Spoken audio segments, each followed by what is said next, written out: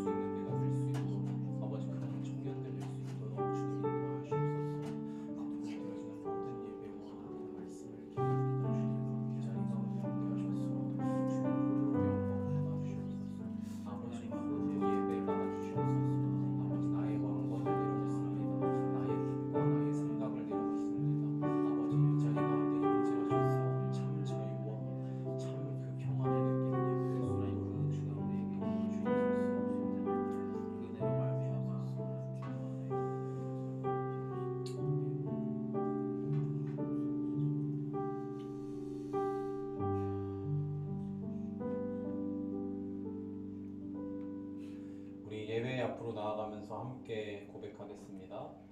이스라엘아 들으라. 우리 하나님 여호와는 오직 유일한 여호와이시니 너는 마음을 다하고 뜻을 다하고 힘을 다하여 내 하나님 여호와를 사랑하라. 아멘. 우리 모두 자리에서 일어나셔서 왕이신 나의 하나님 함께 찬양하시겠습니다.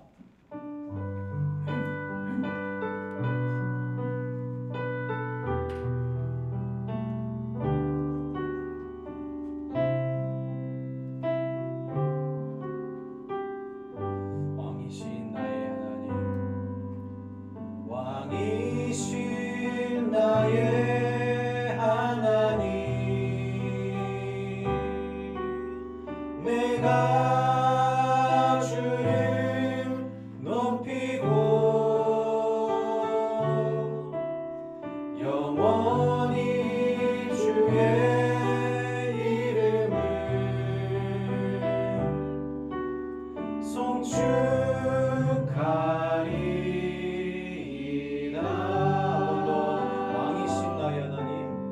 왕이신 나의 하나님,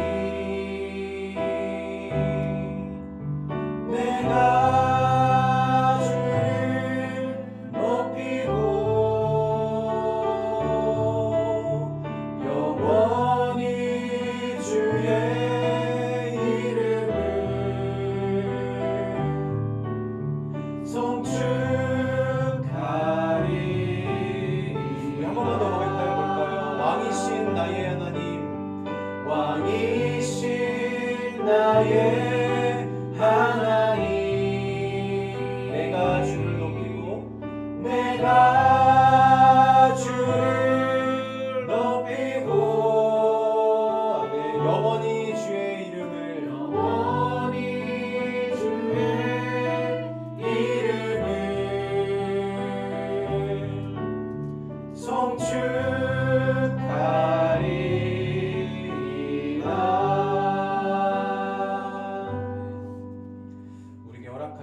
사도신경으로 우리의 신앙 고백 주님께 올려드리겠습니다.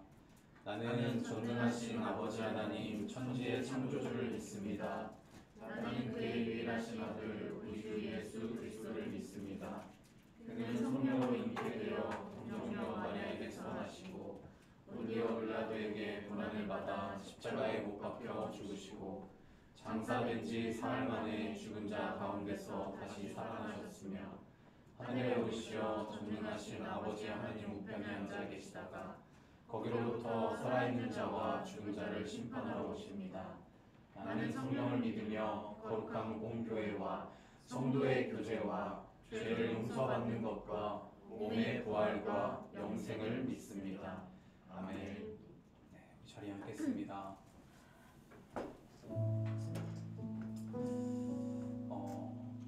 다들 설 지나고 이제 오랜만에 뵙는 것 같은데 우리 함께 좀 인사하셨으면 좋겠습니다. 함께 예배드림이 기쁨이 됩니다.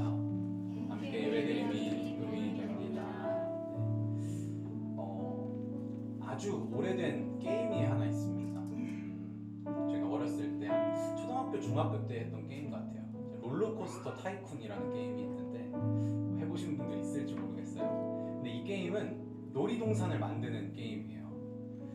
이제 게임에 접속을 하고 이제 CD 게임이었는데 들어가면 아무것도 없는 허허 벌판이 나옵니다. 그럼 제일 먼저 이제 도로를 만들어요.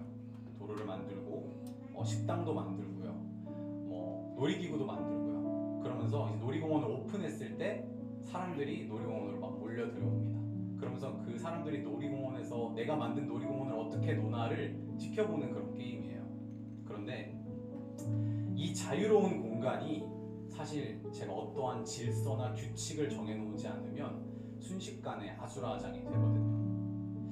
제가 화장실을 만들어 놓지 않으면 롤러코스터를 타고 나온 사람들이 길바닥에 토를 합니다.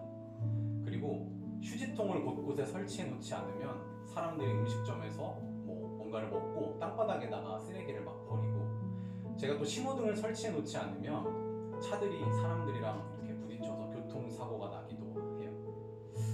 이렇게 질서가 없는, 자유로워 보이지만 질서가 없는, 규칙이 없는 자유는 자유가 아니고 방종입니다. 그런데 오늘날 많은 기독교인들이, 또 기독교인들뿐만 아니라 많은 사람들이 기독교는 본인의 자유를 억압하고 있다라고 생각을 해요. 하나님을 믿음으로 인해서 연애나 직업이나 돈이나 취미가 그 부분에 있어서 자유롭지 않다라고 생각을 합니다. 하지만 저는 이것은 자유에 대한 오해라고 생각을 해요.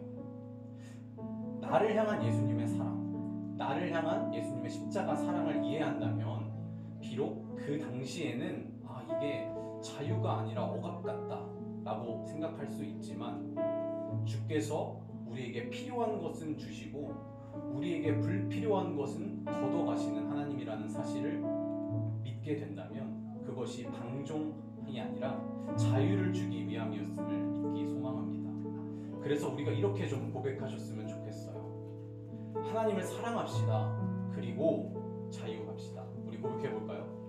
하나님을 사랑합시다. 그리고 자유합시다. 여기서 그리고는 and가 아니에요. and then입니다. 그러고 나서 자유합시다 거든요. 우리 다시 한번 고백해볼까요?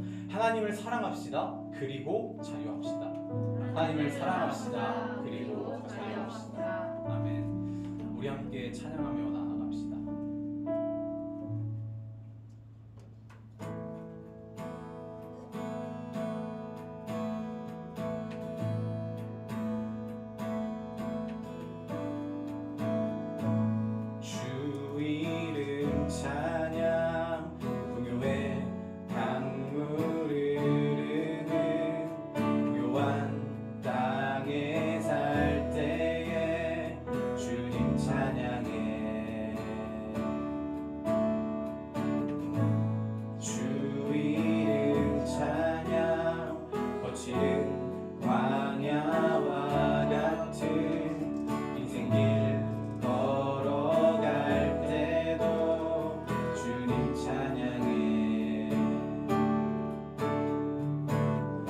모든 축복 주신 주님 찬양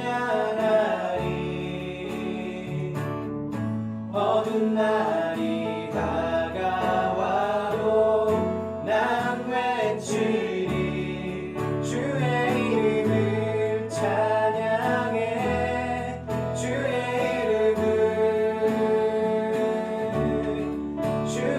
이름을 찬양해 영화로운 주 이름 찬양해 주의 이름을 찬양해 주의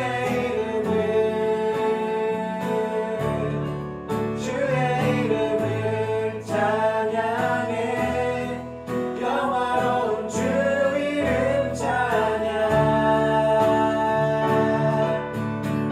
주 이름 찬양 주 이름 햇살이 나를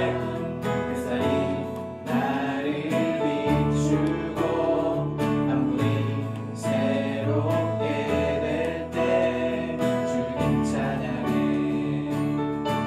주 이름 찬양 주 이름 찬양 가는 길 험할지라도 고통이 따를지라도 우리가 주님을 찬양합니다. 우리 한 번 더 고백합시다. 주 이름 찬양 주 이름 찬양 가는 길 험할지라도 고통이 따를지라도 주님 찬양해 아멘 모든 축복 주신 주님 모든 축복 주신 주님 찬양하리 어두운 날이 다가와도 난 외치리 주의 이름을 찬양해 주의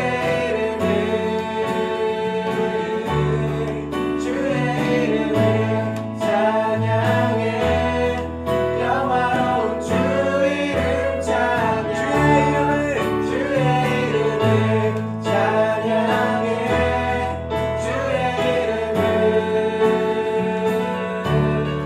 주의 이름을 찬양해 영화로운 주 이름 찬양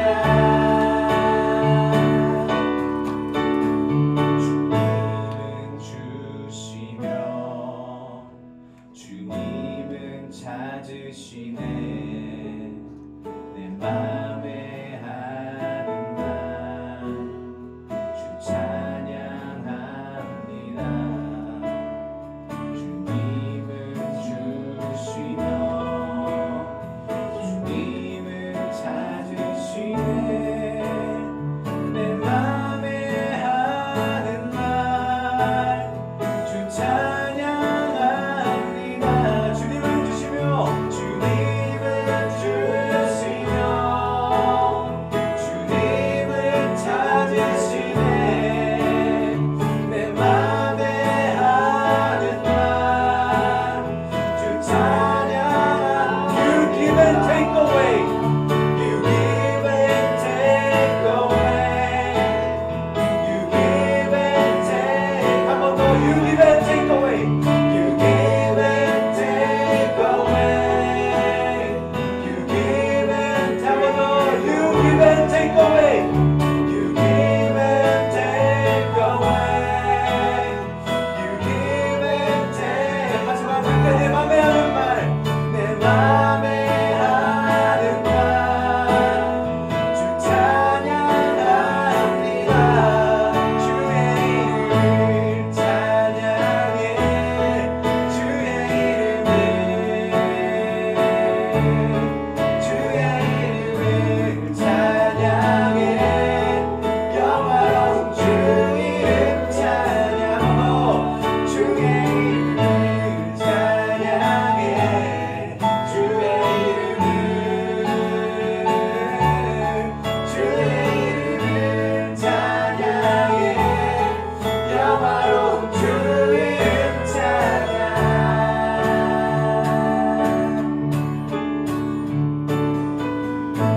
아멘 우리에게 허락하시고 또 거두실 때도 당신을 노래하기를 원합니다 할렐루야 아멘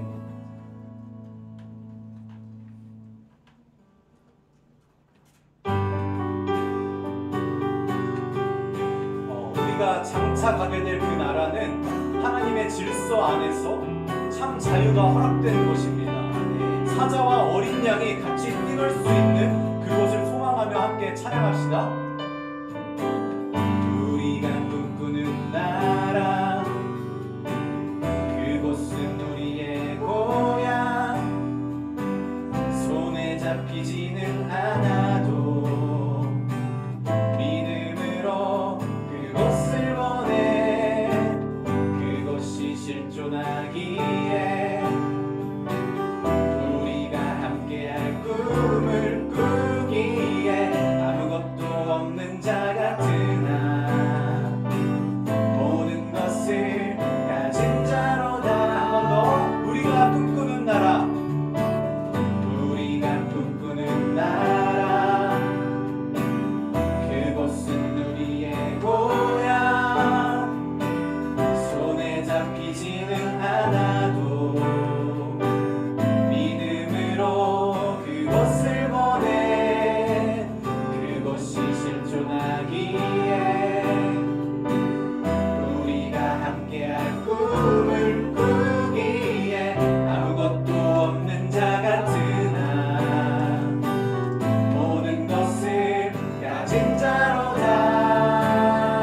사막에 샘이 넘쳐 흐르고 사막에 샘이 넘쳐 흐르고 사자와 어린 양이 뛰노는 그곳, 어린이 독사물에 손 넣어도 되는 그곳엔 하나님의 나. 한 번 더. 사막에 샘이 넘쳐 흐르고 사자와 어린 양이 뛰노는 그곳, 어린이 독사물에 손 넣어도 되는 그곳엔 하나님의 나라가. 우리 다시 한번 찬양할 때는 참 자유함을 허락하실 그 나라를 소망하면서 찬양하셨으면 좋겠습니다. 우리 함께 박수 치면서 찬양해 볼까요?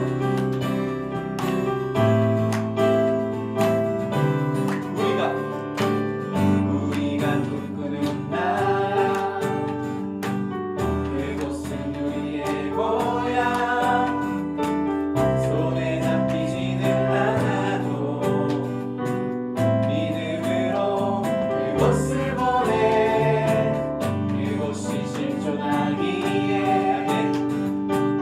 우리가 함께할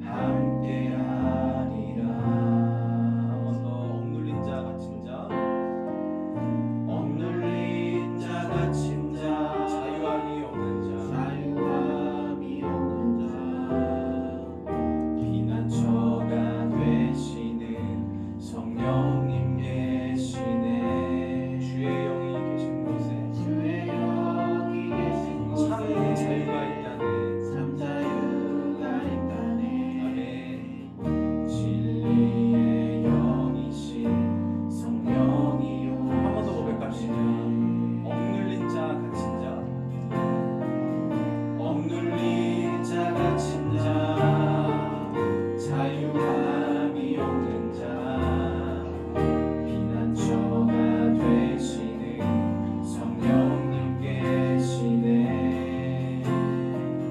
주의 영이 계신 곳에 잠자유가 매 진리의 영이신 성령이 오셨네. 성령이 오셨네. 성령이 오셨네. 성령이 오셨네. 내 주에 보내신 성령이 오셨네. 우리 인생 가운데 친히 찾아오셔서 그 나라 꿈꾸게 하시네. 성령이 오셨네. 성령이 오셨네. 성령이 오셨네. 내 주에 보내신 성령이 오셨네. 우리 인생 가운데 친히 찾아오셔서 그 나라 꿈꾸게 하시네. 우리 한 번 더 고백합시다. 허무한 시절 지날 때, 허무한 시절 지날 때, 깊은 한숨 내쉴 때, 그런 풍경 보시며 간직하는 분 있네. 그와 같이 너희를 버려두지 않으리. 내가 너희와 영원히 함께하리라. 억눌린 자 갇힌 자, 자유함이 없는 자, 피난처가 되시는 성령님 계시네. 주의 영이 계신 곳에 참 자유가 있다네. 진리의 영이신 성령이 오셨네. 성령이 오셨네. 성령이 오셨네. 내 주에 보내신 성령이 오셨네. 우리 인생 가운데 친히 찾아오셔서 그 나라 꿈꾸게 우리 한 번 더. 성령이 오셨네. 성령이 오셨네. 성령이 오셨네.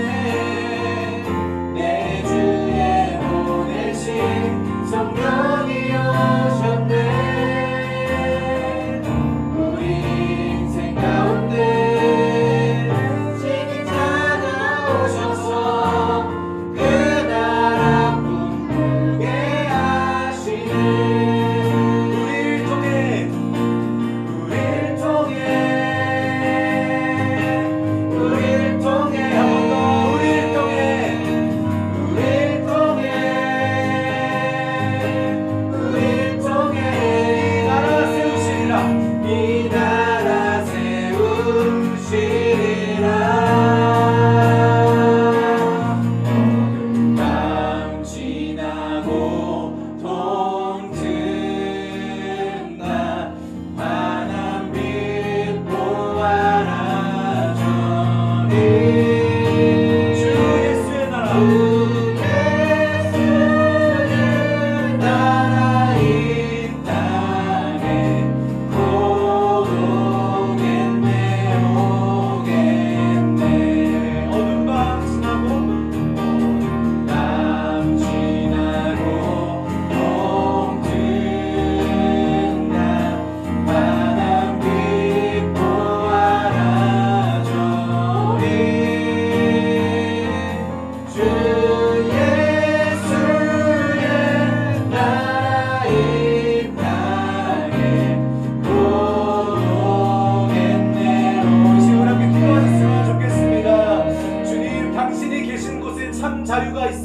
고백합니다.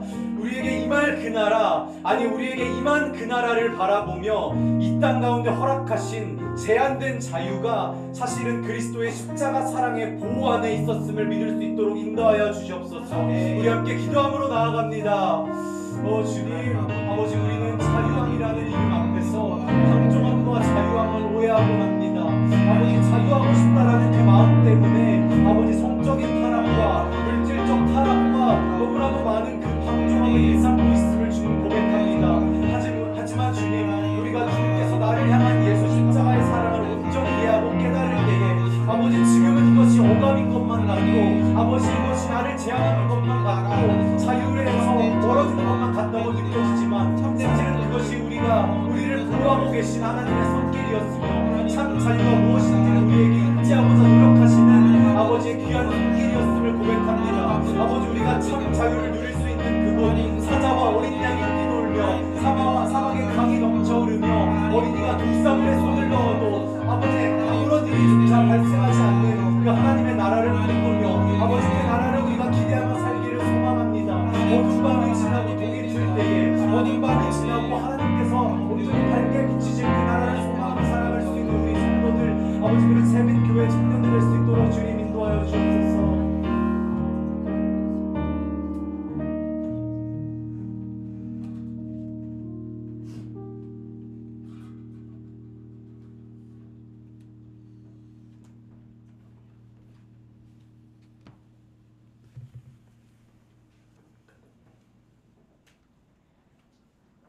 하나님, 오늘도 주님 앞에 예배하러 나올 수 있게 하심에 감사합니다. 오늘의 예배를 기뻐 받아주시고 우리가 주님께 온전히 드리는 예배 되게 하여 주시옵소서. 하나님, 한 주를 살아낸 시간을 주님께 드립니다. 주님의 성민으로서 말씀을 배우길 힘쓰고 서로를 사랑하기 위해 애썼던 시간들이 있습니다. 우리의 노력과 기도가 내 앞에 놓여지는 게 아닌 주님께 드리는 간구와 감사가 되길 기도드립니다. 이 시간에 주신 깨달음이 내 지식으로만 남지 않게 하시고 하나님께 순종하는 마음으로 이어지길 기도합니다. 하지만 여전히 주님을 바라보기 어렵게 만드는 나의 연약함과 유혹, 세상 염려가 있습니다. 그럴 때면 주님께 이런 시간들을 드리기가 부끄럽지만 또 이런 나의 삶을 승리로 이끌어 주실 분은 주님밖에 없음을 기억하고 부끄러움으로 숨기기보단 회개를 다짐하며 주님 앞에 나아올 수 있도록 도와주세요. 우리의 관계 안에서 말씀으로 교훈해 주시고 주님의 사랑으로 격려와 가르침 주시길 기도드립니다. 우리의 시선이 주님의 눈길이 머무는 곳에 같이 머물길 소망하고 우리의 마음과 뜻이 주님의 것을 닮아가길 소망합니다. 주를 찾는 자들이 주로 말미암아 기뻐하고 즐거워하게 하시며 이 즐거움을 빼앗기지 않도록 지켜주시옵소서. 예배를 위해 준비한 손들과 마음들을 기억하여 주시고 우리의 예배가 주님 보시기에 합당하고 기쁜 예배가 되길 원합니다. 오늘도 우리 예배에 주님 임재하셔서 주님의 은혜를 마음껏 누리길 기도합니다. 예수님의 이름으로 기도드렸습니다.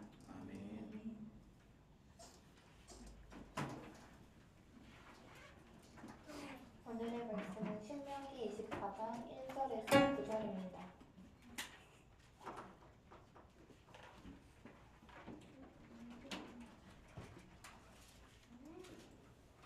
찾으셨으면 다 함께 같이 봉독하시겠습니다.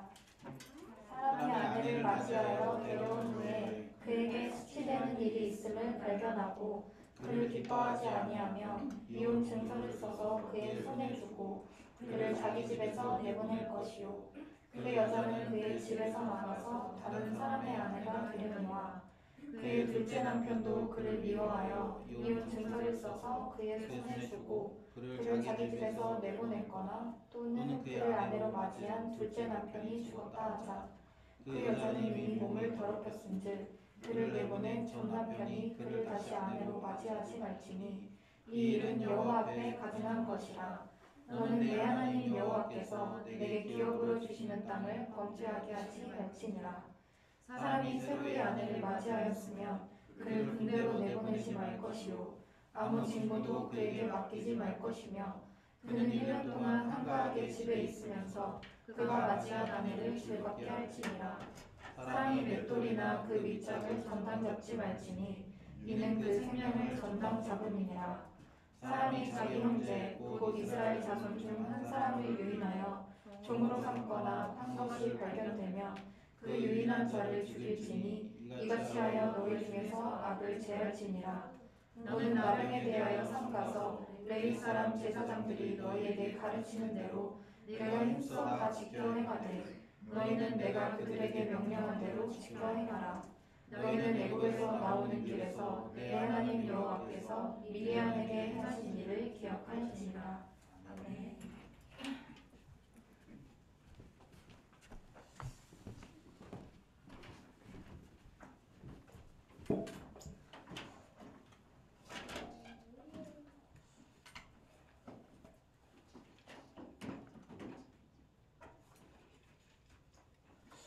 우리 옆에 있는 분하고 한번 인사했으면 좋겠습니다. 우리 옆에 있는 분들에게 우리는 참 자유인입니다 라고 이렇게 한번 인사해 주실까요?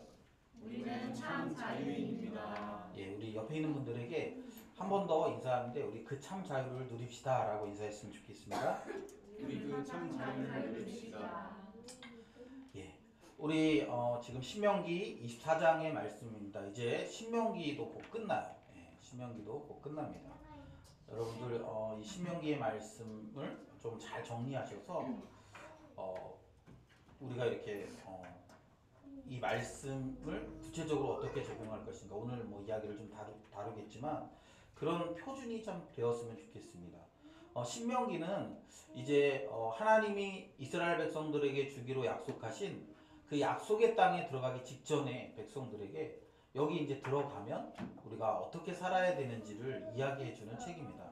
여러분 우리가 극장에 가잖아요. 극장에 가면 영화가 시작하기 전에 이제 뭐 물론 지금은 이제 막 누가 나와서 얘기하진 않지만 화면에 이제 광고할 때 보여주잖아요. 뭐 영화 시작되기 전에 뭐 휴대폰은 진동으로 놨거나 무음으로 놓거나 뭐 끄거나 아니면 뭐 비행기 모드로 해주세요. 그리고 뭐 뒷사람 아니 그저 뭐죠 앞사람의 의자를 발로 차지 마세요. 그리고 뭐 이런 얘기들 하지 않습니까? 그런 것처럼 오늘 신명기의 말씀은 하나님의 백성들이 이제 약속의 땅에 들어가서 그 땅에서 누리며 살 거예요. 그런데 그 땅에 들어갔을 때 너희들이 어떻게 살아야 되는지 또 무엇을 추구하며 살아야 되는지를 말씀해 주십니다. 특별히 오늘 24장에 보면 여러 가지 규정들을 얘기하고 있어요. 여러 가지 이제 1절부터 4절까지는 이제 뭐 이혼에 관한 이야기를 좀 하고 있죠. 그리고 나서 5절 또 한 절만 보면 이제 결혼한 사람들은 어떻게 할 것인지에 대한 이야기를 하고 있고요. 그 다음 6절에 보면 이렇게 그 누군가에게 돈을 빌려줬을 때 어떻게 할 것인가 뭐 그런 이야기를 하거나 또 뭐 7절은 사람을 유괴한 사람들에 대해서 어떻게 할 것인가. 그러니까 매 절마다 이렇게 짧은 단위로 여러 가지 규칙을 이야기해주고 있습니다. 그래서 물론 이것들을 하나하나 살펴보는 것도 되게 흥미로워요. 뭐 되게 재미있지 않습니까? 예를 들면 5절 같은 경우 보면 사람이 새로이 아내를 맞이했으면 그를 군대를 보내지 않는 거죠. 그리고 아무 직무도 그에게 맡기지 말아라 이렇게. 그리고 1년 동안은 한가하게 집에 있으면서 그가 맞이한 아내를 즐겁게 하는 것이다.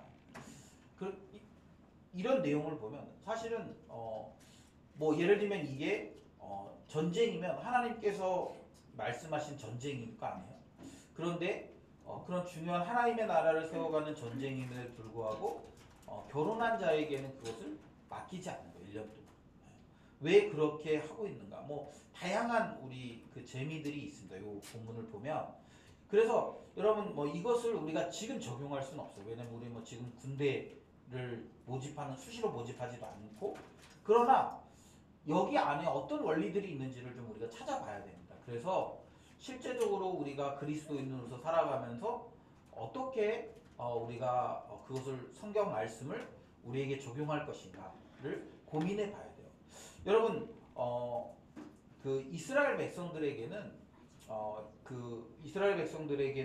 이제 할라카라는 그런 것이 있습니다. 뭐냐면 이 10계명을 기초로 해서 이제 지켜야 되는 613가지 율법이에요. 율법, 도덕법이죠. 그래서 뭐 해라, 뭐 해라, 뭐 하지 마라, 하지 마라 이렇게 이게 10계명을 근거로 해서 그 10계명을 확장한 거죠. 그래서 613개의 계명을 또 가지고 있습니다.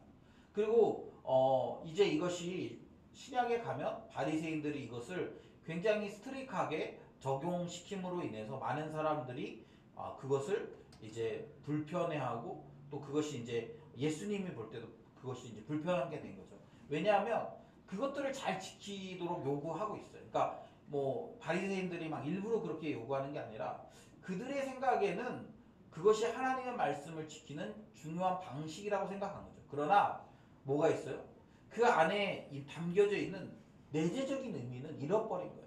그러니까 왜 하나님이 그런 말씀을 주셨는지는 이렇게 무시하고 잃어버리고 뭐 하냐면 계속적으로 그냥 그 행위 자체에 집중하게 되는 것이죠. 예를 들면 그런 거예요. 부부가 서로 사랑하잖아요. 사랑해서 부부가 사랑하면 서로를 배려하게 돼 있잖아요. 배려하게. 그래서 우리 아내가 뭘 좋아하고 제가 이렇게 올 겨울에 저희 아내한테 제일 많이 물어본 게 뭔가 이렇게 제가 곰곰이 생각해 보니까 뭐였냐면 호떡 사줄까 했어. 호떡 사줄까. 어느 날 하루 아내가 호떡이 먹고 싶다 그랬어요. 근데 그 말이 저한테 계속 이렇게 남아 있어요. 그래서 지나가다 호떡 파는 데만 보면 호떡 사줄까? 호떡 사줄까? 계속 묻는 거예요. 나중에는 많이 먹었어 이러더라. 많이 먹었어. 됐어 먹었어. 왜 그렇게 합니까?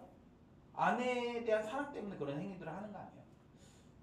그런 그 마음이 없이 그냥 뭐 아무런 맥락 없이 내가 맨날 호떡 사줄까 하면 이상한 사람이 되는 거지. 뭐 호떡 왜 파는 거 아니고 그런 거 아니겠어요?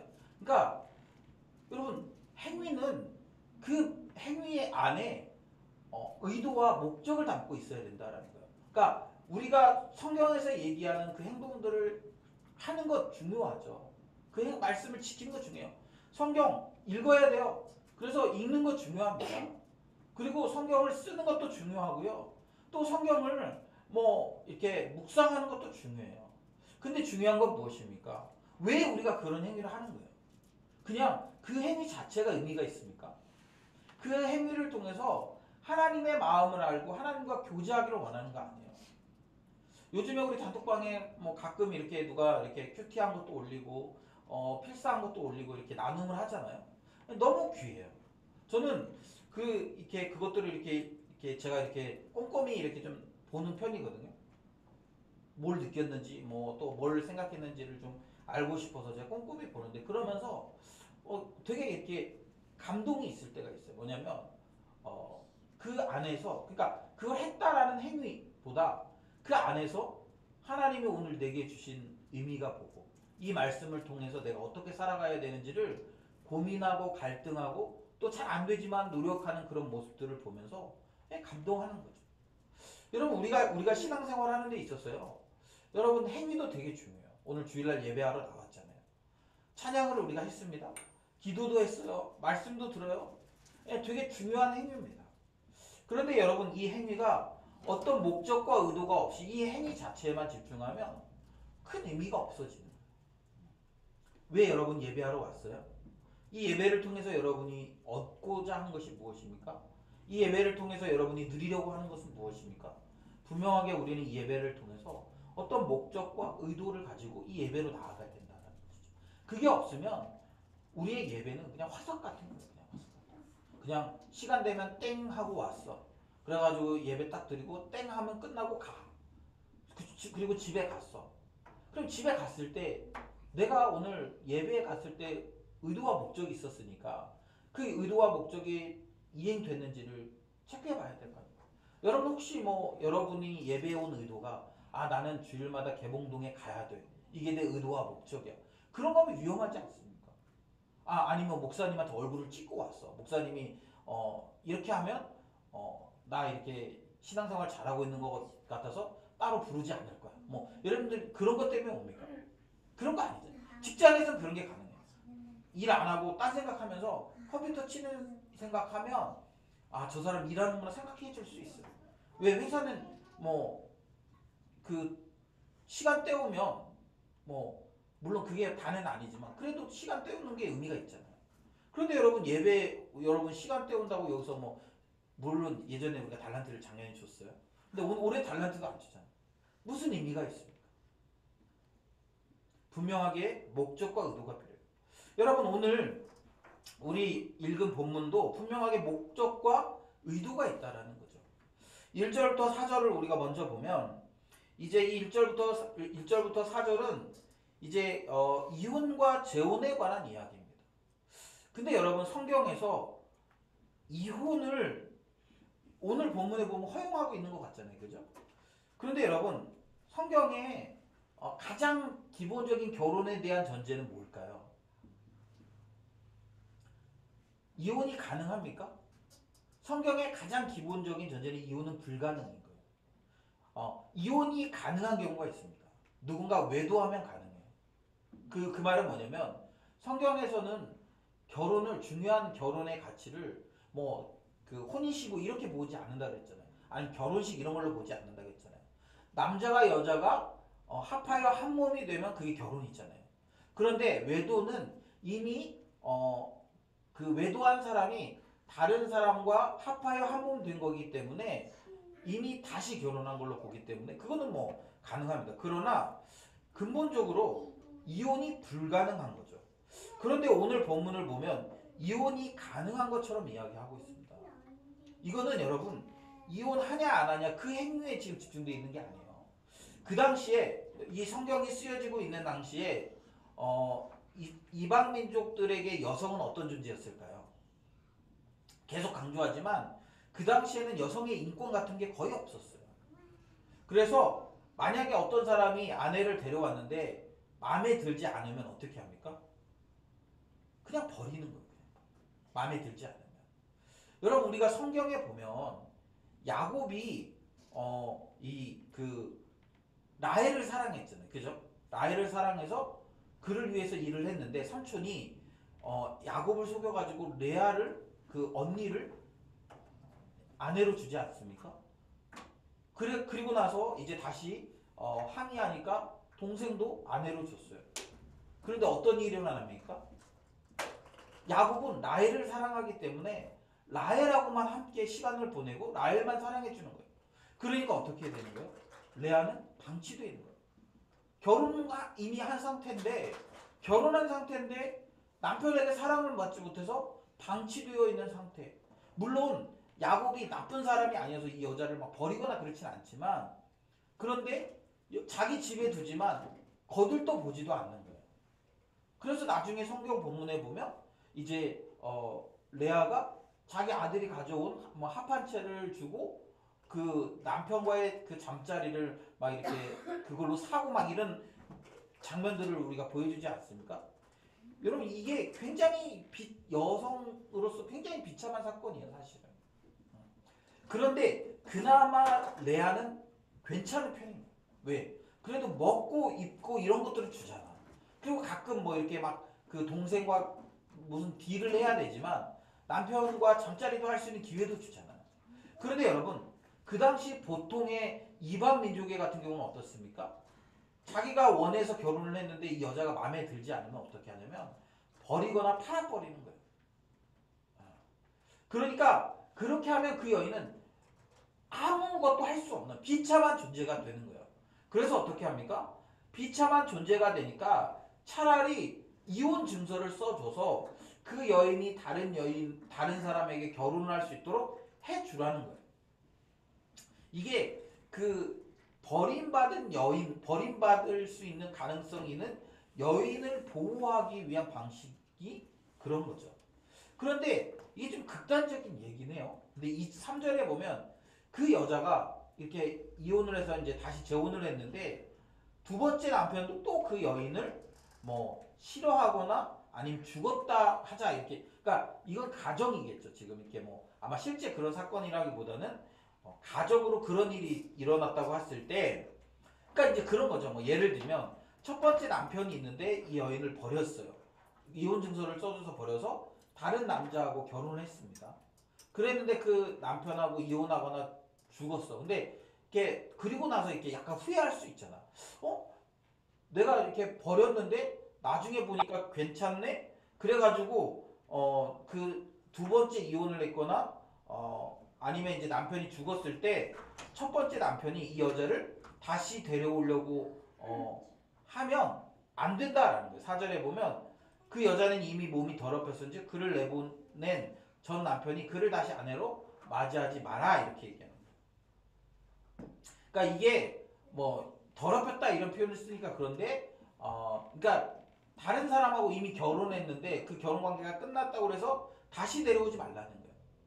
이것도 이 여인을 보호하기 위한 방식입니다. 왜냐하면 처음에 이렇게 이미 검증했잖아요. 사실은 여러분 우리는 여기서 이혼 증서를 써서 줘라 이 말은 그냥 단순하게 뭐 내가 손으로 써서 주는 그런 개념이 아닙니다. 그 당시에 이혼 증서를 쓰기 위해서는 그 각 마을의 장로들에게 가서 확인을 받아야 돼요. 그러니까 우리가 지금 예를 들면 이혼을 한다 그러면 뭐 이혼 숙려제도 이런 것처럼 뭐 우리 보면 4주 후에 다시 뵙겠습니다 이런 거 하잖아요. 그런 것처럼 숙려 기간이 있는 것처럼 이혼을 되게 신중하게 하도록 하는 거예요. 하려면 장로들에게 가서 내가 이혼하는 이유를 설명해야 되고 그것에 맞는 증거도 제출해야 되고 뭐 이렇게 되는 거죠. 그러면서 굉장히 신중하도록 해서 했는데 나중에 보니까 다른 사람하고 잘 지내는 걸 보니까 왠지 내가 잘못 선택한 것 같은 생각이 들어서 다시 데려오려고 하는 의도가 있는 거죠. 그런데 그렇게 하지 말라는 거예요. 왜 그렇게 하지 말라는 겁니까? 차라리 이혼을 굉장히 심사숙고하게 결정하라. 그러니까 이 말은 여러분 우리가 이혼해도 돼 아니면 뭐 그런 게 아니라 여러분 결혼은요 굉장히 이렇게 하나님께서 만드신 가족 단위를 구성하는 굉장히 중요한 일입니다. 사람이 임의대로 이랬다 저랬다 할 수 없어요. 그런데 그 당시 사람들이 자꾸 뭘 하냐면 결혼이 마치 자기들이 원하고 선택할 수 있는 것인 것처럼 하는 거예요. 그래서 결혼도 하고 이혼도 하고 또 그러면서 또 다른 사람을 이렇게 또 막 외도도 하고 막 이렇게 하는 거죠. 그렇게 되면 어떻게 되냐면 하나님이 세우신 거룩한 가정이 붕괴되는 거, 붕괴돼요. 더럽고 추해지는 거죠. 하나님은 가정을 거룩함으로 세우셨습니다. 그런데 하나님께서 세우신 그 거룩한 가정을 파괴하는 일상들이 일어나는 거예요. 그래서 하나님께서는 그걸 파괴하지 못하게 결혼 관계를 굉장히 중요한 단위로 만드신 것뿐만 아니라 또 그 안에서 많은 피해를 보는 여성들을 보호하려는 것이 오늘 본문의 의도라는 거예요. 그러니까 결혼을 함부로 깨뜨리지 마라. 그리고 결혼을 함부로 깨뜨리지 마는 것뿐만 아니라 그 안에서 결혼하고 살아가면서 손해보는 여인들 또 피해를 많이 겪는 여인들을 보호하기를 원하시는 거죠. 5절에도 보면 사람이 새로이 아내를 맞이했어요. 그러면 여러분 뭘 해야 되냐면 이 아내와 이제 함께 서로 알아가서 거룩한 가정을 세워내야 됩니다.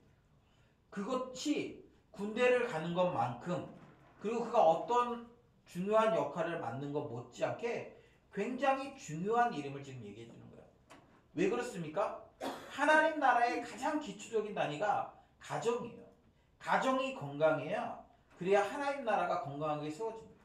여러분 교회도 마찬가지예요. 교회도 여러분 가정이 건강할 때 교회가 건강해지는 거예요.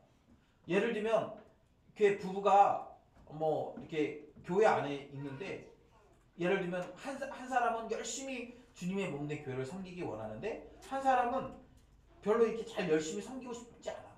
한 사람은 주일날 열심히 예배드리고 하나님을 만나고 싶은데 한 사람은 주일날 우리가 이 시간이 이거밖에 없는데 놀러 가야지. 그래가지고 막 놀러 가자고 해. 그러면 여러분 그 교회가 건강하겠습니까? 그렇지 않겠죠. 그래서 여러분 이 1년의 시간은 그냥 가만히 있는 시간이 아니라 함께 서로를 깊이 알아가고 이해하고 그래서 성경에서 얘기하는 서로의 허물을 숨김없이 이렇게 내어놓지만 부끄럽지 않은 그런 관계가 되는 거예요. 그것이 부끄럽지 않고 충분히 용납하고 이해해 줄 수 있는 그런 관계가 되도록 만들어 가는 것이죠. 그래서 여러분들이 이제 앞으로 여긴 결혼을 이렇게 해서 하나님이 기뻐하시는 가정을 이루어가야 될 사람들이 많잖아요. 여러분, 이 결혼은요 굉장히 신중히 해야 됩니다. 여러분들이 선택할 수 있는 것 중에 뭐 여러분뿐만 아니라 저도 마찬가지죠. 우리가 이렇게 어쩌면 우리가 선택할 수 있는 것 중에 가장 중요한 결정 중에 하나가 저는 결혼이라고 생각해요. 여러분 직업은요 뭐 내가 원하면 바꿀 수도 있고 내가 원하면 안 할 수도 있는 게 직업이잖아요. 물론 그러면 뭐 좀 가난하거나 좀 어려울 수 있겠죠. 그러나 여러분 직업은요 그렇게 중요한 문제가 아닙니다. 그냥 어떨 때는 저도 제가 옛날에는 직업이 되게 중요하다고 생각했었는데 그렇게 별로 중요하지 않아요. 뭐 직업은 중요하지 않고 뭐 아니면 내가 그 번 돈으로 뭐 의미 있는 삶을 또 살 수 있으니까. 그러나 여러분 결혼은요 너무너무 중요해요. 특별히 우리가 그리스도인이라면 결혼은 너무너무 중요합니다. 왜요? 그것이 하나님의 나라를 이루어가는 가장 기초적인 단계예요.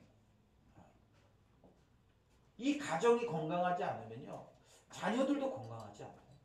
또 자녀들도 건강하지 않으면 주님의 몸된 교회도 건강하지 않습니다. 건강한 가정이 모여서 건강한 교회가 이루어지고요. 그래서 여러분들이 앞으로 가정을 이루어야 되는데 여러분 건강한 가정을 이루기 위해서 굉장히 노력 많이 하셔야 돼요. 결혼도 굉장히 신중하게 준비하셔야 되고요. 그래서 혹시 그런 사람이 있어요. 아 목사님 저는 뭐 결혼 기도 안 해요. 예, 혼날 줄 알아요. 혼날 줄 알아요. 예. 지금부터 열심히 기도하면서 준비하셔야 돼요. 왜요? 우리 인생의 가장 중요한 결정을 여러분 지금 앞두고 있는 거예요. 저는 진짜 그런 사람들 많이 봐요. 결혼 잘못해가지고 예, 인생을 이렇게 되게 힘들어하는 사람들 정말 많이 보거든요. 특히 목회자들 중에서도 이렇게 그런 분들이 되게 많아요. 약간 목회자들이 이렇게 교회에 있으면 리더십이니까 교회 안에 이제 예쁜 자매들이 있잖아요. 있으면 이렇게 신앙이나 이런 거 안 보고 그냥 얼굴 예뻐서 결혼하는 거죠. 물론 저도 저희 아내가 얼굴이 예뻐서 결혼을 했지만 예. 근데 기도하면서 정말 하나님의 뜻이 무엇인지 하나님이 나를 어떻게 사용하기를 원하시는지 이런 부분들이 분명해야죠. 예를 들면 하나님이 나를 해외 선교사로 보내기를 원하세요. 그런데 내가 좋아하는 사람은 그런 생각이 없어. 그러면 어떻게 할 거야? 내가 설득해서 된다는 법도 없잖아. 하나님이 나를 선교사로 부르셨으면 그러면 그 일에 합당한 사람을 만나야 될 거 아니에요. 그런데 그런 건 아랑곳하지 않고 그냥 이렇게 얼굴 예쁘면 막 결혼하고 그러면 나중에 하나님이 나를 부르신 그런 목적에 맞게 사용할 수가 없는 거예요. 사용할 수가. 제가 얘기했죠. 제가 원래 제 이상형은 청순 가련형 여인이었어요. 그리고 제가 그 당시에 교회에서 꽤나 그 인기가 있었기 때문에 그런 사람을 만날 수 있었죠. 뭐 그래서 제가 이렇게 이 얘기하면 좀 또 집에 가서 또 혼날 수도 있는데 청순 가련형 자매하고 사귀려고 했었어요. 그런데 기도하다가 하나님이 아니라는 마음을 저한테 주셨어요. 그래서 제가 그 청순 가련형 자매에게 사귀자고 해놨다가 제가 먼저 다시 기도해 보니까 아니더라 라고 얘기를 해가지고 천하의 나쁜 놈이 됐죠. 그리고 그러다가 이제 저희 아내하고 교제를 하게 됐는데 제가 지금도 이렇게 깨닫는 것 중에 하나가 뭐냐면 너무 저는 그때 그 선택이 그 결정이 너무 정말 이렇게 딱 들어맞았다고 생각해요. 제가 이 사역을 하는 데 있어서 하나님께서 저에게 그때 너무 지혜로움을 그 순간적으로 너무 지혜로움을 주셔가지고 그 지혜를 발휘해서 제가 그렇게 결정하고 그래서 지금도 생각해보면 만약에 제가 저희 아내랑 결혼하지 않았으면 이 사역들을 좀 지금까지 감당할 수 있을까? 청순 가련형 자매랑 결혼했으면 아마 제가 그 자매 병수발 하다가 인생이 끝났을지도 모를 텐데 그런데 하나님 그때 그런 지혜를 주셔서 이렇게 딱 맞는. 그래서 제가 사역하면서 계속 들었던 얘기 중에 하나가 뭐냐면 목사님은 사모님 너무 잘 만났대요. 제가 사역하면서 그런 얘기를 너무 많이 들었어요. 감사하죠. 근데 그게 여러분 기도해야 가능한 기도예요. 기도하고 준비해야 되는 거예요. 여러분 그렇게 너무 쉽게 저는 결혼 안 할 거예요. 아니면 저는 가정에 대한 소망이 없어요. 여러분 그런 얘기 하지 마세요. 여러분 결혼은요, 가정은요, 하나님이 우리를 더 빛나게 하시려는 너무 중요한 도구입니다. 물론 그동안 우리가 경험한 가정들은 우리를 힘들게 하고 우리를 아프게 했던 경험들이 있어요. 그래서 그 경험 때문에 우리가 자꾸 결혼하면 힘들어, 결혼하면 아파, 결혼하면 뭐 결혼에 무슨 소망이 있어 이런 생각을 해요. 그런데 여러분 아니에요. 결혼은요, 하나님이 우리에게 하나님의 나라를 보여주기 위해서, 하나님의 나라를 맛보고 경험하게 하기 위해서 우리에게 주신 작은 하나님의 나라라고. 우리가 여러분 가정에서 그런 하나님의 나라를 경험하지 못하면 하나님의 나라를 이해하기가 쉽지 않아요. 가정 안에서 하나님의 나라를 먼저 경험할 때 우리가 더 큰 하나님의 나라를 기대하고 소망할 수 있는 거예요. 가정 안에서 하나님의 나라를 경험하지 못했는데 어떻게 우리가 하나님의 나라를 꿈꾸고 경험할 수 있겠습니까? 그래서 여러분 가정은 너무 중요해요. 특별히 우리 결혼을 준비해야 되는 우리 지체들은요, 이걸 위해서 지금부터 막 한 3년 작전기도 이런 거 해야 될지도 몰라요. 왜? 너무 중요하니까. 지금부터 여러분들 막 이렇게 매일매일 배우자를 위해서 기도하세요. 근데 이렇게 그런 거 있어요. 뭐 배우자 우리 유튜브 같은 데 보면 배우자를 기도할 때 뭐 키는 몇이고 뭐 몸무게는 어떻고 뭐 생김새는 어떻고 이렇게 구체적으로 기도하라 뭐 이런 거 있잖아요. 이런 거 다 거짓말이에요. 다 성경적이지 않아요. 우리가 결혼을 위해서 기도할 때는요, 여러분 뭐 그런 구체적으로 그런 거 기도하지 마세요. 그런 게 아니라 하나님이 나를 어디로 부르셨는지를 먼저 알아야 돼. 하나님 나라를 위해서 어떻게 부르셨는지. 그리고 내가 앞으로 어떻게 하나님의 나라를 향해서 자라가기를 원하시는지를 물어야 돼. 그리고 그 일에 함께 동역하고 협력할 수 있는 사람을 만나야지 그냥 뭐 키는 있었고 뭐 연봉은 얼마고 저 그런 간증 되게 많이 봤거든요. 유튜브 같은 데서. 그건 여러분 하나님의 뜻이 아니죠. 그건 뭐 하나님의 나라를 그런 거 얘기하려면요, 여러분 그런 거 얘기하려면 가연 이런 데 가서 얘기하세요. 뭐 연봉은 얼마고 키는 얼마고 그런 거 가서 거기 가서 얘기하는 뭐 아니면 듀오 이런 데 가서 얘기하는 거예요. 그런 거는 기도할 때 얘기하는 게 아니에요. 기도할 때는 하나님이 나를 어디로 부르셨는지, 그리고 하나님이 내 삶을 통해 이루려고 하시는 것이 무엇인지, 그리고 내가 가정을 이루면 하나님은 우리 가정을 통해 어떤 일을 이루길 원하시는지 그걸 묻는 거지. 우리 결혼한 가정들도 마찬가지예요. 결혼한 가정들도 그냥 하나님 우리 뭐 잘 먹고 잘 살고 집 사고 아들 딸 몇 낳고 이런 거 기도하는 게 아니에요. 하나님 우리를 가정으로 부르셨는데, 하나님의 거룩한 나라고 가정으로 부르셨는데 우리 가정을 통해 하나님이 의도하시는 건 무엇입니까? 우리 가정을 통해 하나님은 어떤 하나님의 나라를 세워가길 원하십니까?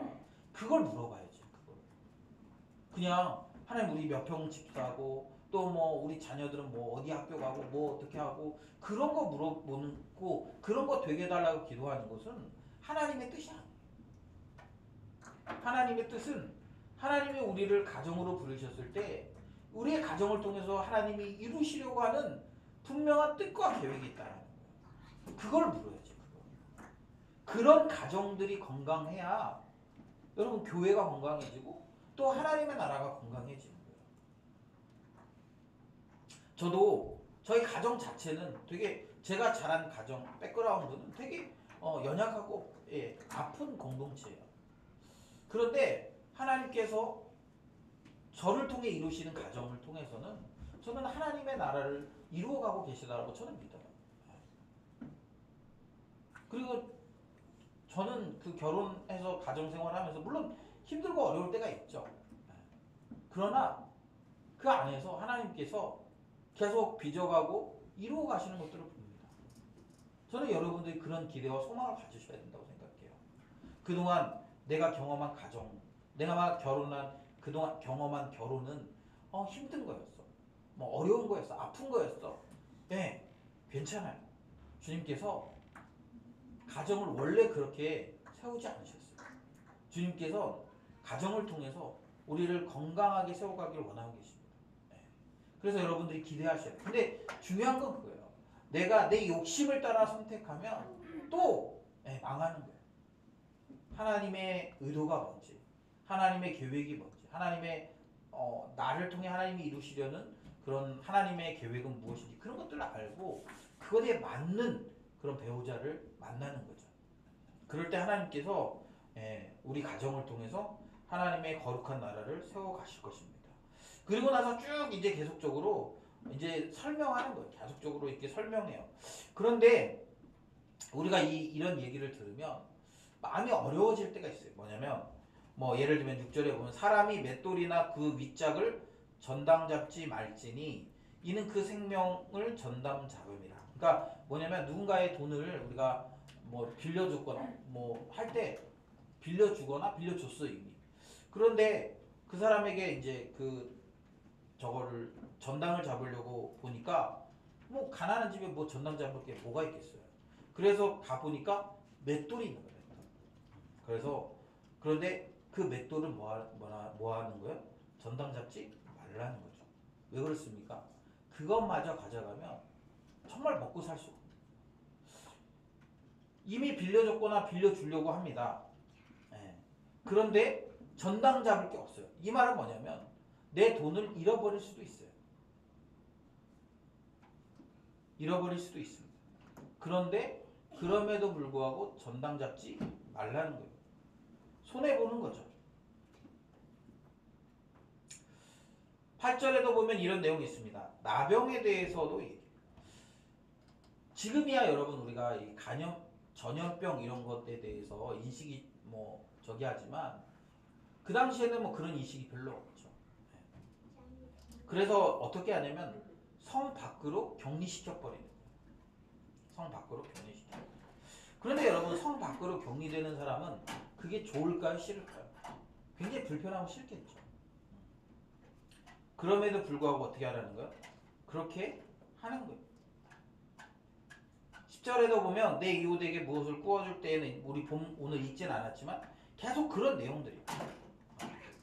전당물을 잡지 말고 혹시 전당물을 잡았더라도 해가 질 때에는 그것을 돌려줘라 이렇게 돌려줘라. 쭉 그래서 오늘 우리가 24장을 보면 전반적인 내용이 선하게 살도록 또 우리 주변 사람들을 배려하며 살도록 또 이해하며 살도록 그렇게 이야기하고 있습니다. 나누기도 하고 또 그 다른 사람들을 위해서 내 것을 손해보기도 하고 그런 삶을 살라고 성경이 가르쳐주고 있어요. 그런데 왜 그러면 성경이 그런 것들을 이야기합니까? 그러면 성경은 여러분 우리에게 착한 일을 하는 사람으로 우리에게 살라고 말씀하시는 겁니까? 그렇지 않습니다. 성경은 우리에게 한 번도 착하게 살라고 이야기한 적이 없어요. 성경은 우리에게 선하게 뭐 내가 이렇게 뭐 적이니까 내가 뭐 가진 자니까 뭐 아니면 내가 여유가 있으니까 나누면서 살아라 그런 이야기를 하지 않았어요. 성경의 오늘 본문의 목적 중에 선하게 사는 것이 그게 목적이 아니에요. 오늘 본문에서는 사실은 이렇게 살려고 그러면 힘들잖아요. 자꾸 맨날 뭐 돈 꿔줘. 누군가 꿔주라고 그러면 꿔줘. 근데 그냥 뭐 차용증도 쓰지 말고 뭐 그냥 그렇게 꿔주래.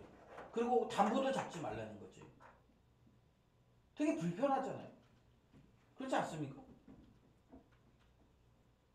그러면서 그런 생각을 할 수 있어요. 나는 그럴 처지가 안 되는데 나는 그렇게 살 수가 없는데 그런 생각을 하게 돼요. 예를 들면 우리 무일 형제가 통장에 100만 원이 있어. 그동안 이렇게 벌어놓은 거 모아 딱 100만 원인가? 아니 너무 놀란 거 아니야? 좀 더 골라주세요. 뭐 그래 한 300만 원 있다고 칩시다. 근데 제가 어느 날 가서 야 무일아 나 지금 큰일 났어. 나 300만 원만 필요한데 너 좀 빌려줄래? 그러면 무일이가 뭐 예를 들면 빌려줄 수도 있고 안 빌려줄 수도 있잖아요. 근데 성경은 뭐라고 얘기하는 거예요? 빌려주라는 거잖아. 그리고 네.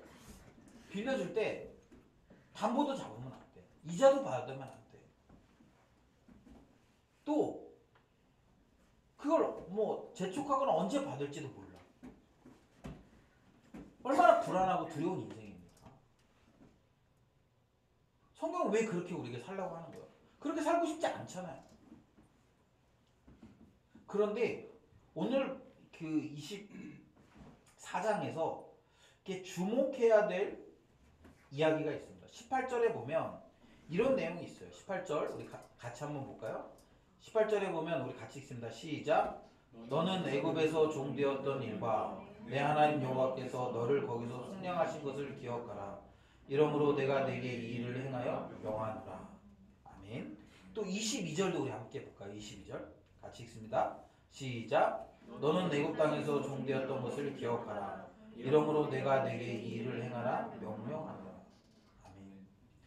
여러분, 하나님께서 이스라엘 백성들에게 이 일을 명하시는 것은 너희들이 잘 사니까 잘 사는 너네가 좀 그렇게 해라고 말씀하시는 게 아니에요.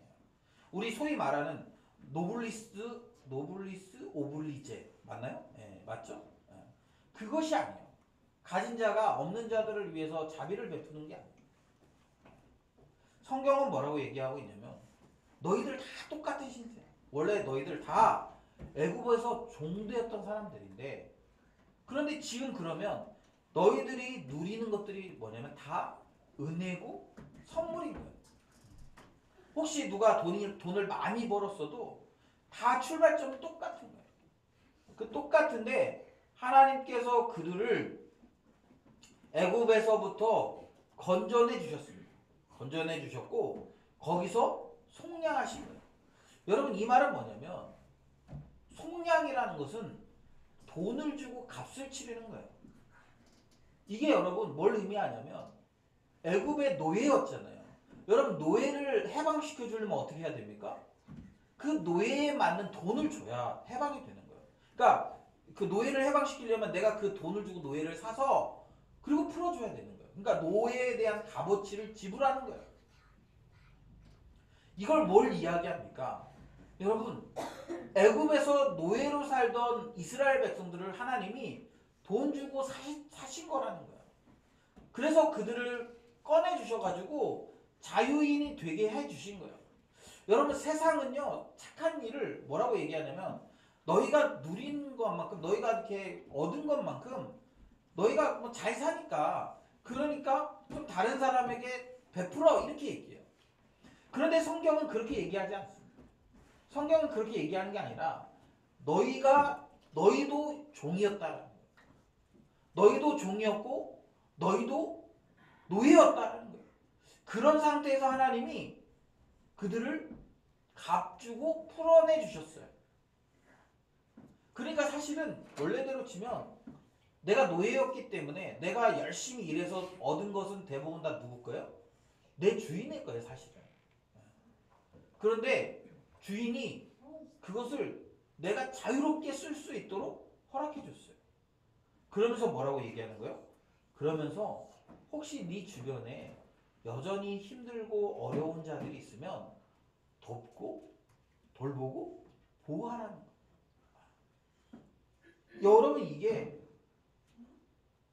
그 애굽의 사건을 경험하지 않은 사람들에게 유효하지 않습니다. 애굽에서 건져낸 경험이 없는 사람들에게는 이 말을 해도 아무리 말을 해도 의미가 없어요. 왜요? 애굽에서 건진받은 경험이 없거든. 그러니까 어때요? 나는 애굽에서 건진받지 않았는데 나는 이렇게 살지 않아도 되겠네. 여러분 이게 지금 우리에게도 동일합니다. 하나님이 우리에게 여러 가지 계명을 주셨어요. 이렇게 살아라, 저렇게 살아라, 또 이런 걸 해라, 이거 하지 말라. 여러분 그걸 우리가 다 지키기 위해서 우리에게 전제가 무엇이냐면 내가 애굽의 종이었고 노예였다라는 사실을 기억하는 거예요. 여러분 이것은 영적으로는 우리가 죄와 욕망으로 죽어있던 우리의 상태를 나타내줍니다. 원래 애굽의 상태는 죄와 욕망의 노예로 살던 상태를 얘기해 주거든요. 그런데 하나님께서 우리를 그렇게 살던 우리를 그 예수 그리스도의 십자가 보혈로 건져내신 거예요. 그래서 어떻게 합니까? 이제 우리를 자유인이 되게 해주신 거죠. 그래서 여러분 우리가 하나님의 말씀에 순종하기 위해서는 내 의지를 막 다져. 그래갖고 야 오늘 이 말씀 있으니까 내가 이 말씀 따라서 누구를 사랑해야지. 그렇게 되는 게 아니에요. 뭐 해야 되냐면 근본적으로 우리가 애굽에서부터 건진받은 경험이 필요해요. 이 경험이 없는 사람들은 말씀에 순종하며 사는 게 되게 어려워요. 내가 죄인이었고 내가 애굽의 노예였고 그래서 원래는 노예로 살다가 죽어야 되는데 하나님이 나를 강권적인 손으로 건져내셔서 나를 구하셔서 그래서 나를 이렇게 자유인 약속의 땅에 들어가서 마음껏 자유를 누리며 살아가게 하는 하나님의 약속의 백성으로 삼아주셨다. 이 확신이 우리에게 없으면 하나님의 말씀에 순종하며 사는 게 어려운 일인 거예요. 어려운. 그래서 여러분 돌아보세요. 내가 하나님의 말씀에 잘 순종이 안 돼. 하나님이 우리에게 어떤 말씀들을 성경을 통해서 주셨는데 그게 뭔 말인지 머리로 이해는 되는데 내 삶으로 순종이 잘 안 돼. 그러면 여러분 어쩌면 우리는 이 제대로 홍해를 건너지 않은 상태일 수 있어요.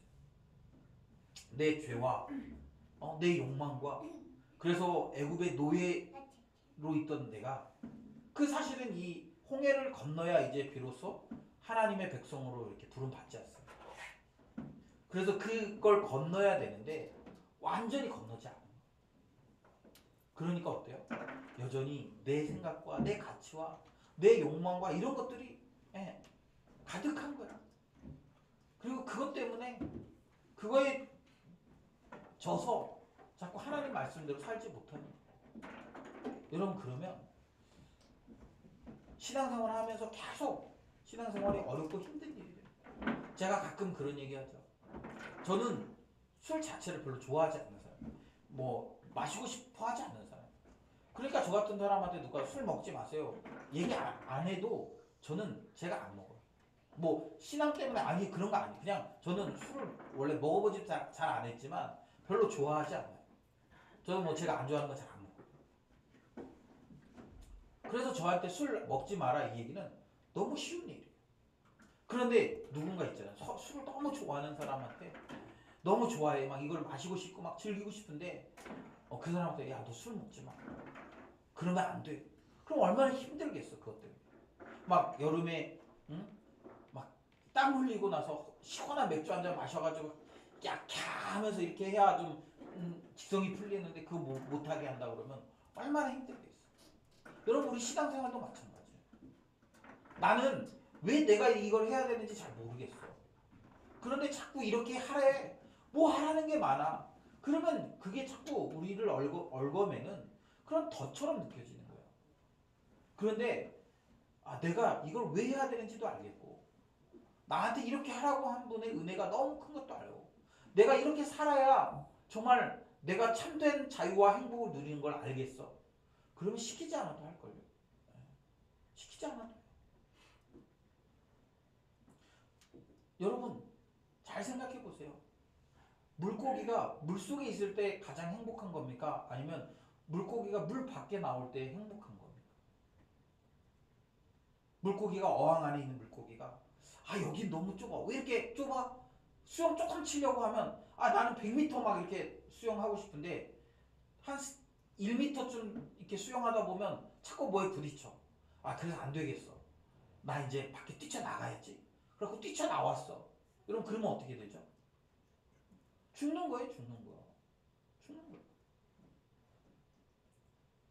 예를 들면 여러분 나무가 땅에 심겨 있는 게 건강한 겁니까? 아니면 땅 밖에 나와 있는 게 건강한 겁니까?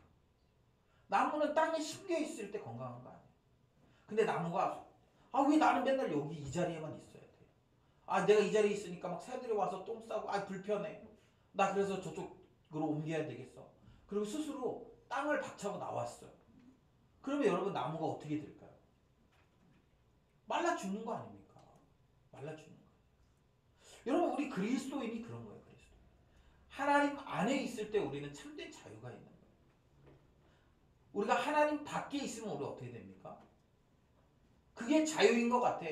그래서 내가 그냥 내가 원하는 대로 살고 싶은 대로 막 사는 거야. 술도 먹고 뭐 놀고 막 내가 하고 싶은 대로 다 해. 여러분 그게 참된 자유입니까? 그러다 암 걸린다니까. 그러다 죽어요. 예. 물론 몸이 죽는 건 아니겠지만 그러다 영적으로 죽는 거예요. 그리고 영적으로 죽으면 어떻게 됩니까? 영원한 죽음에 다다르는 거예요. 저는 여러분 우리가 이 말씀을 통해서 다시 한번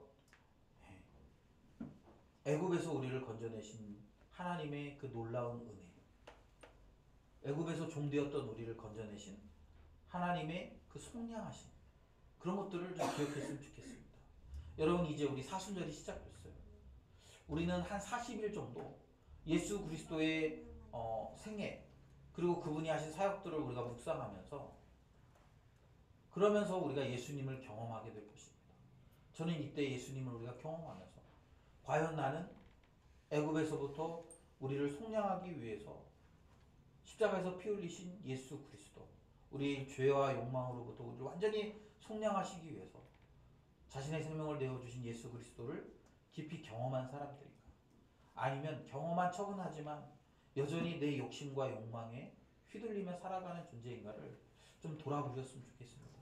그리고 이번 사순절 기간들을 통해서 정말 우리의 정과 욕심을 십자가에 못 박고 오직 예수 그리스도로만 사는, 그래서 내 안에 사는 예수 그리스도라고 고백하는 그런 삶이 됐으면 좋겠어요.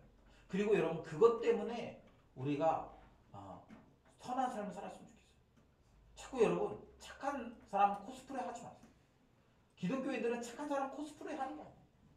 그냥 내가 착하게 살아야지. 뭐 내가 착하게 살면 막 막연한 거 있잖아요. 내가 착하게 살면 좋은 데 갈 거야.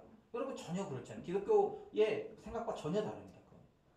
예수 그리스도를 믿을 때 그리고 그분의 말씀에 순종할 때 우리에게 구원이 있는 거예요. 그런 삶이 우리에게 좀 자연스럽게 나왔으면 좋겠습니다. 저는 우리가 여러분 이렇게 겉으로 모양은 좀 많이 따라가고 있을 수 있다고 생각해요. 그러나 우리의 분명한 목적과 의도가 정말 그 주님을 향해 가고 있는지, 주님을 따라가고 있는지 고민해 봐야 될 것 같아요. 우리 이 시간 찬양했으면 좋겠는데요. 아마 이게 우리 모르시는 분들이 꽤 될 것 같긴 한데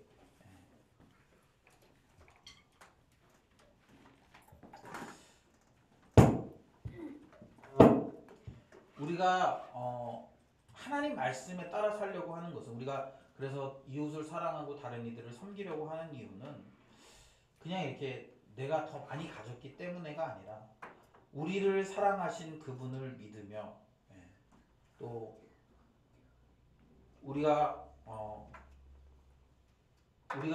그분이 주신 우리의 꿈과 소망 때문에 우리가 사랑하고 또 섬기는 일이라는 것을 좀 기억했으면 좋겠습니다. 우리 이 찬양할 때 가사들을 우리가 좀 묵상하면서 우리 함께 찬양합시다.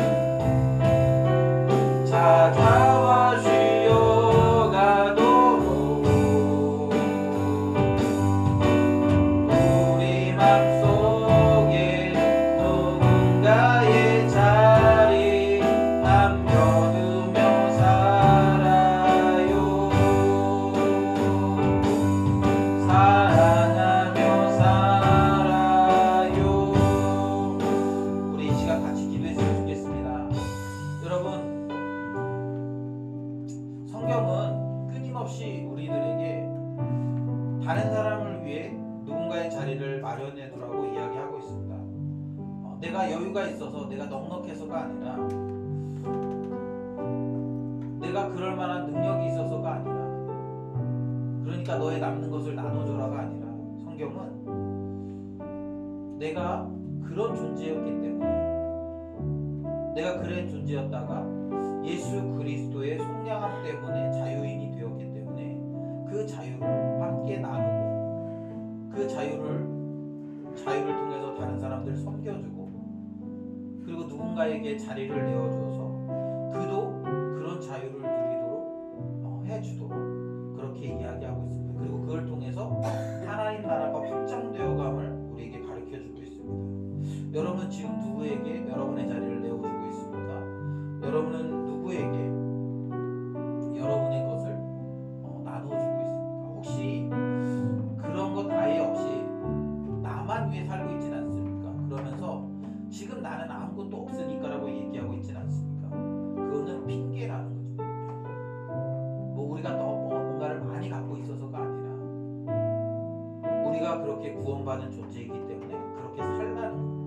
뿐만 아니라 혹시 그렇게 하고는 있긴 하지만 내가 많은 걸 가졌으니까 내가 여유가 있으니까 그러니까 나누는 거라고 혹시 생각하는 분 계십니까?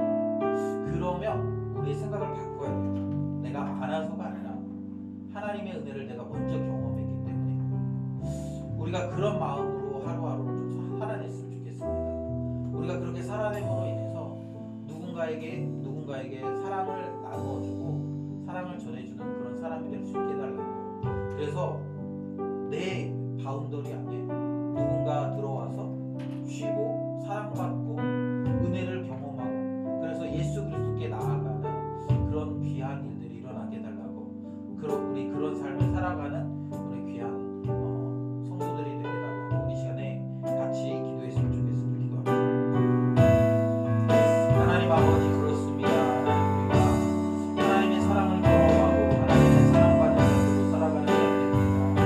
하나님 그렇기 때문에 우리는 하나님의 그 사랑 때문에 누군가에게 우리의 자리를 내어주고 또 누군가에게 정말 쉴 공간이 되어주고 또 누군가에게 그렇게 사랑할 만한 하나님 그런 사랑받을 만한 존재라는 것을 알려주는 하나님 그런 존재로 우리가 살아가기를 주님 원하고 있습니다. 하나님 아버지 우리가 하나님 그 말씀에 순종하여 하나님 그런 하나님이 기뻐하시는 삶을 살아내기를 결단합니다.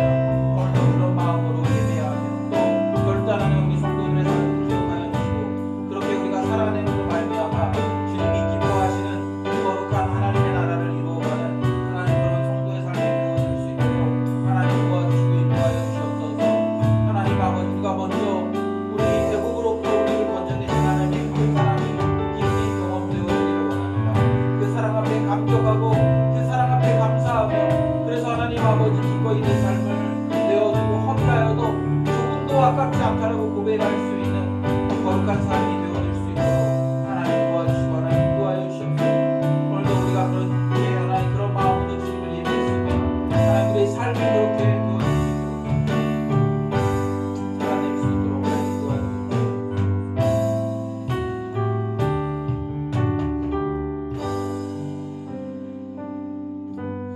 하나님 아버지 하나님 우리는 교회에 다니면 예수를 믿으면 막연하게 착하게 살아야 된다라는 그런 생각들을 하며 살아갑니다.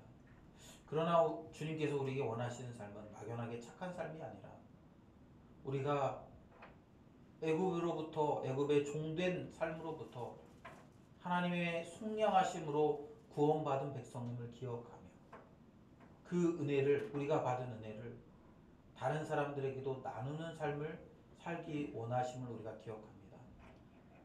그것이 억지로나 우리가 많이 받았기 때문이가 아니라 우리가 그 은혜를 먼저 누린 자로서 또 다른 이들에게 그 은혜를 나눔으로 그들도 이 은혜 안에 들어오게 하기 위한 하나님의 계획이고 하나님의 섭리임을 우리가 믿습니다. 하나님 사랑하는 우리 귀한 세빛의 지체들이 하나님 그렇게 살아냈으면 좋겠습니다. 먼저 애굽으로부터 우리를 속량하신 예수 그리스도, 죄와 욕망 가운데 있던 우리를 건져내신 그 하나님의 은혜를 우리가 깊이 경험할 수 있도록 주님 도와주시옵소서. 그리고 우리의 삶은 그 은혜를 경험한 그 경험으로부터 우러나오는 자연스럽고 당연한 삶이 되었으면 좋겠습니다. 혹 그것 때문에 우리가 손해를 볼지라도, 혹 그것 때문에 우리가 매번 오해를 당할지라도, 하나님 그럼에도 불구하고 우리가 하나님의 은혜를 경험한 자들로서 그렇게 살아가는 것이 합당하다라고 고백하고 실제적으로 그렇게 살아내는 하나님 그런 귀한 하나님의 백성들이 다 되게 하시고, 그런 우리의 삶 때문에 누군가는 우리의 그늘 안에 들어와서 쉬고 회복되어지고 하나님을 알아가고 하나님을 경험하는 그런 놀라운 일들이 일어날 수 있도록 주님 인도하여 주시옵소서. 하나님, 그래서 우리의 삶이 하나님의 나라가 되고, 그리고 우리의 삶에 들어온 많은 사람들이 하나님의 나라를 경험하고 하나님의 백성으로 변화되는 그런 놀라운 역사들이 일어날 수 있도록 주님 도와주시옵소서. 하나님, 우리가 그것을 그렇게 살기 위해서는 먼저 주님의 큰 은혜를 경험하는 것이 필요합니다. 십자가의 은혜, 절망스러웠던 내 삶에 역사하신 그 하나님의 은혜, 그것들을 우리가 묵상하면서 그 은혜를 누리게 하시고 그 은혜를 따라 살아가는 우리 귀한 세비제 지체들이 다 되도록 주님 인도하여 주시옵소서. 이 시간 우리가 주님 앞에 나올 때 귀한 예물을 들고 나왔습니다. 하나님이 우리에게 베풀어 주신 은혜 때문에 우리가 이것을 얻었고, 그렇기 때문에 우리가 이것을 드리는 것을 조금도 부끄럽거나 조금도 아깝게 생각하지 않고 하나님 앞에 귀하게 드립니다. 하나님 이 예물을 받아주시고 그런 믿음의 고백을 드리는 우리 성도들의 삶에 하나님의 나라를 경험하는 그런 풍성한 은혜들이 날마다 경험될 수 있도록 주님 도와주시옵소서. 감사드리며 예수님의 이름으로 기도드립니다. 아멘. 우리 다 함께 자리에서 일어나겠습니다. 우리 함께 파송을 선포합니다.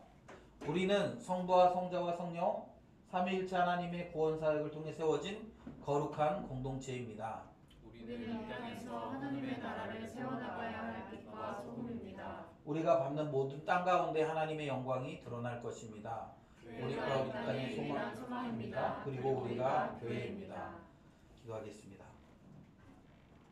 지금은 우리를 애굽으로부터 건져내신 하나님의 그 크신 사랑과 예수 그리스도의 속량하신 은혜와 성령 하나님의 감화 감동 위로 교통하시는 역사가 오늘도 주의 말씀을 듣고 애굽의 삶을 뛰어넘어 자유인의 삶을 살아내어 많은 사람들에게 하나님의 나라를 전파하기를 결단하는 거룩한 주의 백성들의 머리 위와 섬기는 모든 영역 가운데 이제로부터 영원토록 함께 있을지어다. 아멘.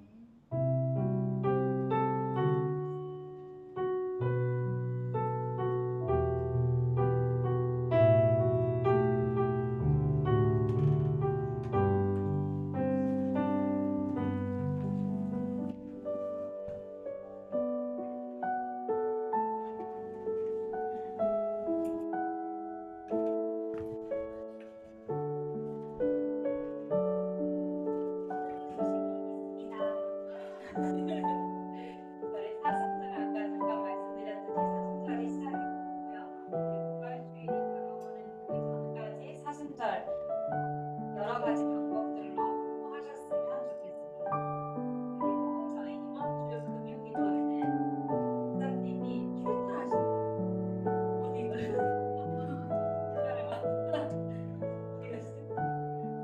가족 여행으로 각자 가정에서 예배